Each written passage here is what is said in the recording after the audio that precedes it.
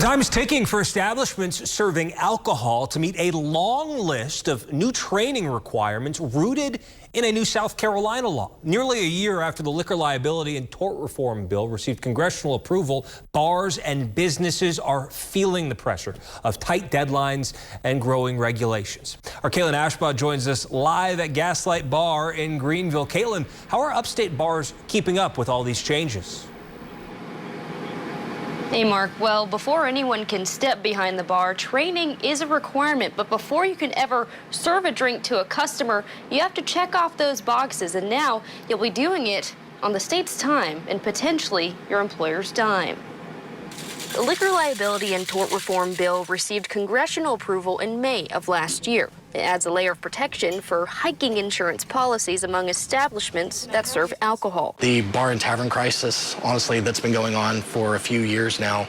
We only have a few insurance companies in the state that'll even touch nightclubs. By taking a few risk mitigation measures, businesses can now reduce their insurance plan. Having all employees carrying this slip of paper means they're gaining back $100,000 in coverage. But because the certification is attached to the individual, they have to have a copy of it on their person as well.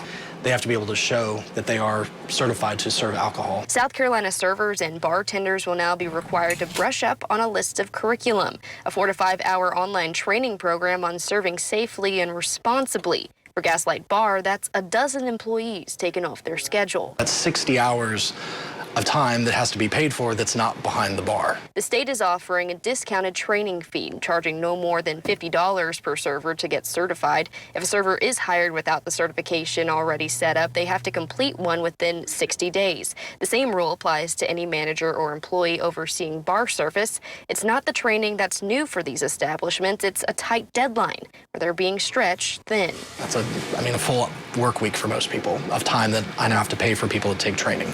Until an establishment meets the state's new requirements, they'll operate without alcohol service. That's a strain for smaller startups. It's not just a drinking establishment, it's a social space as well. So if those disappear,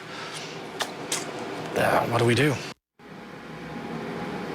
In many of the businesses we've spoken to, they say that they were rushing to meet that certification deadline originally set for March 1st. But around last week, the State House and Senate, they approved an extension. That means these businesses will have until May 1st, start of the spring, to figure out their plans and to make sure that they're amended to the new regulations. Reporting in Greenville, Caitlin Ashbaugh, WI.